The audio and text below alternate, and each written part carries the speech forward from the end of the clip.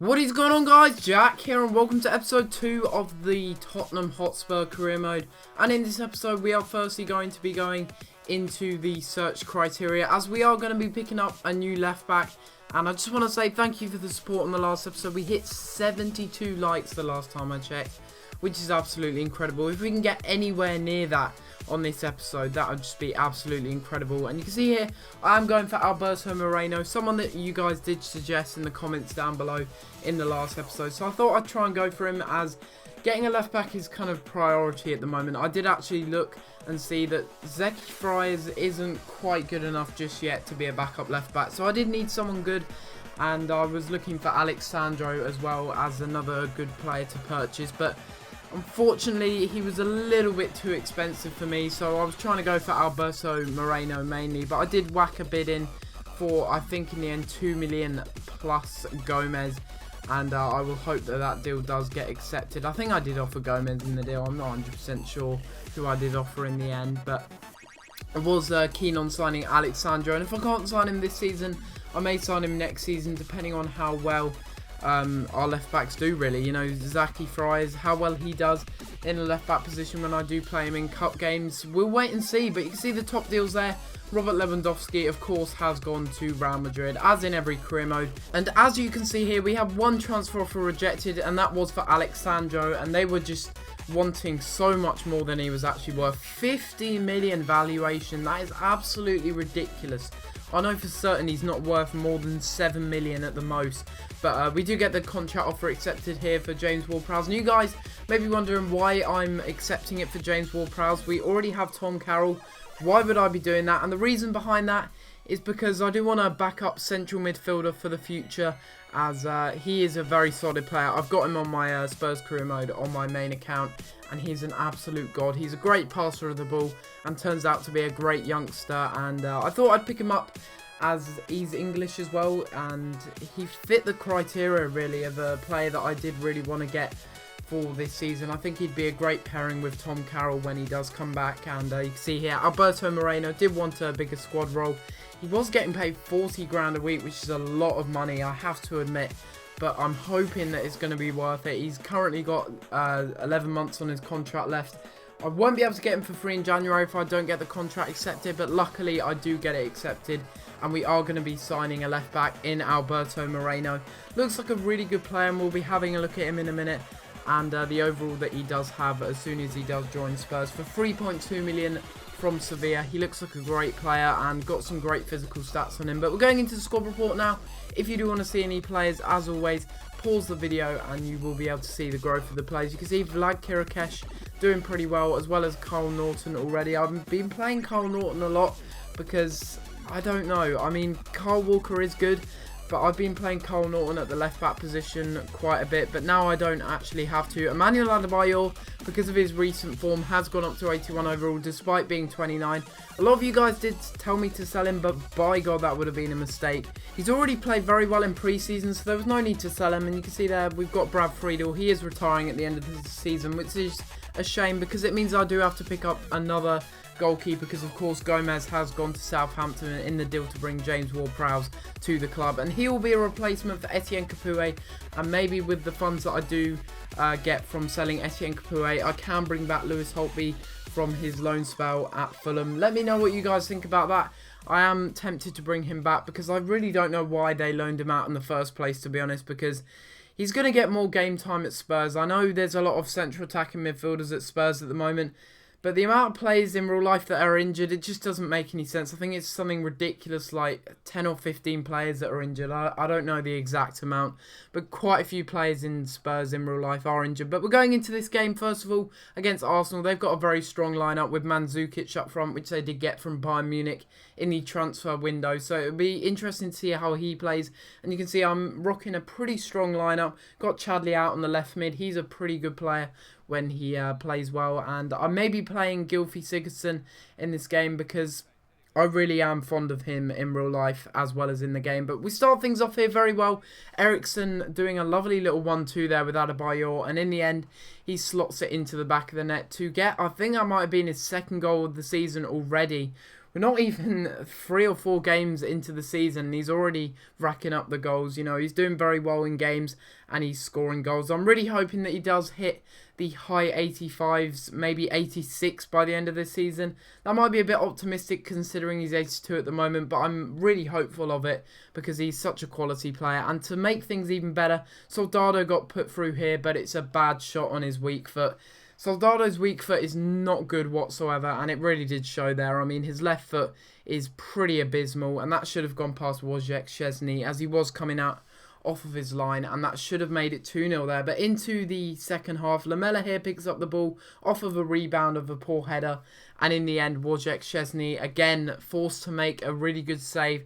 Arsenal were really not in this. They would just kept swinging crosses into the box, trying to find Mandzukic's head, but it just wasn't working. I mean, you would have thought that they would have utilised it better with Walcott on the wings, but it just wasn't working for them whatsoever. And you can see Chadli going for a long shot there, almost paying off. That was a very good effort from Chadli there, the left midfielder from Belgium, but unfortunately he couldn't quite get that into the back of the net. Looking at the replay here, it did look very close, I have to admit, and it only just went over the bar. That could have been a fantastic goal to start off this career mode. And we do intercept there with Kirikesh, but a bad pass from Alberto Moreno allows Wilshere to get put through, and he scores a goal. So the left back that we did sign on deadline day isn't doing well in his first game, making a horrible mistake there, leading to Arsenal levelling the game in the 56th minute, and that was really disappointing. I was expecting better, but in the end, it's a really poor pass, and Arsenal do get back into the game here. Very deservedly, because Lloris had played so well up until then, but he couldn't keep that one out. And they do get back into the game, 1-1. We needed to change things because we wanted to win this game. We'd been on a winning streak, and we wanted to continue that on and outwards. But unfortunately, we do give away a penalty here, and it is with Vlad Kirikesh there. Really poor challenge on Walcott. And Walcott is just so quick and agile on the ball. It's very hard to tackle him without giving away a penalty. And right there, it was displayed very well by Vlad Kirikesh's poor challenge. And in the end, I think this may be Mandzukic that's stepping up. Yes, Mandzukic is stepping up for this penalty. Will he score it? This is really important if we do save this. And in the end, he does chip it down the middle. And we do manage to save it. What a save from Lloris there. And we do clear the ball with Sandro. And in the end, Chadli picks up the ball. And straight from the save, well, Adebayor has a really cheeky pass there. And then Eriksson is found onto the ball with an over-the-top ball, crosses it in, and Soldado's at the far post to nod that one in. One of the easiest goals that he'll ever score in his career here at Tottenham, and he does manage to put that away very nicely after Eriksson finds him on the cross. Eriksson is such a great playmaker, and he's certainly someone that I will never sell in this Tottenham career mode, no matter how long it goes on for. Even if it goes on for a season or two, I'm never going to sell him. You know, he's just such a quality player, and I just love watching him play in the game as well as in real life. He's very, very good, and he's very enjoyable to play with. But right here, it hurts my head, really. I just don't understand how that can fall straight to Mesut Ozil. But in the end, he does level it up for the second time, and very frustrating times for us. But Lloris wasn't to blame, really. I know he did try and come out, and that was a bad decision from him, but it was the defenders marking. There was about 4 players that was marking that cross into the near post, and it just wasn't good enough, really. And to make matters even worse, Giroud comes on as a substitute for Mandzukic and scores a header in the 90th minute. How devastating is that? We get beaten by Arsenal at the Emirates Stadium after being 2-0 up. So devastating. Despite the fact that we saved a penalty from Mandzukic, Giroud's header was not quite enough for us to get the draw, and in the end we do lose the game 3-2. Very frustrating. We should have won that game. Soldado and Eriksson played very well in that game, but unfortunately their goals couldn't ensure that we did get the victory in this game, and Arsenal do come away with all 3 points, and that does hinder our run at the top of the table. We were doing very well to begin with in the first 2 games, and now we've lost that, but it could have gone either way. You can see the shots there. I had 2 more shots, but they weren't on target, so I couldn't really say that it wasn't an even game. It was certainly an even game. And we will look to the Cardiff game for redemption, for a bit of hope and getting the 3 points, really. And you will see in a minute that Cardiff have a very strong lineup, actually. They really do have a strong lineup. But because of that loss at Arsenal, it does mean that we did drop down to second place. And Everton, Newcastle and also Manchester United weren't far behind.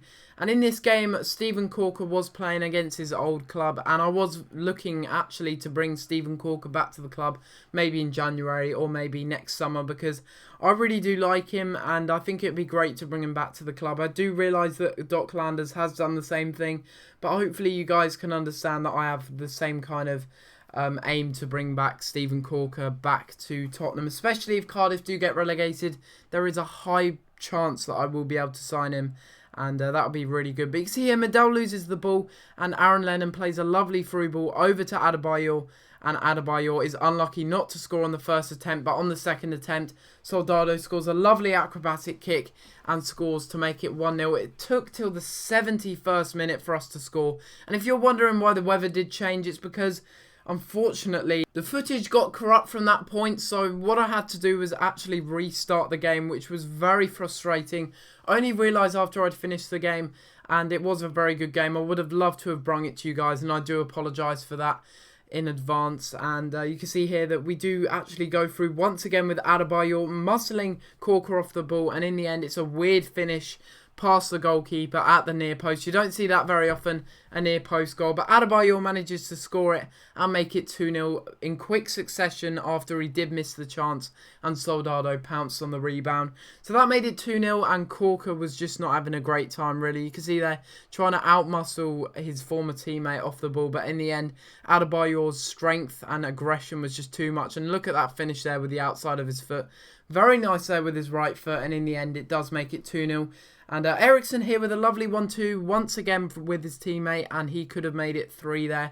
But Marshall with a fantastic save, making sure that Ericsson didn't get another goal in this outstanding form that he's having. He's having a real purple patch at the moment, and he's really doing well for Tottenham, and that is something that I'm well aware of, and is why I'm starting him in pretty much every game instead of players like Gylfi Sigurdsson, although I probably should play him in more games. And you can see there, Townsend did have a shot late on, but in the end it was blocked off, and we do win the game 2-0. So guys, I really hope you have enjoyed this episode of the Tottenham career mode. If you have, please be sure to hit that like button. If we can hit 35 likes, I'll upload another episode of career mode tomorrow, and I'll see you next time for another episode. Thanks for watching.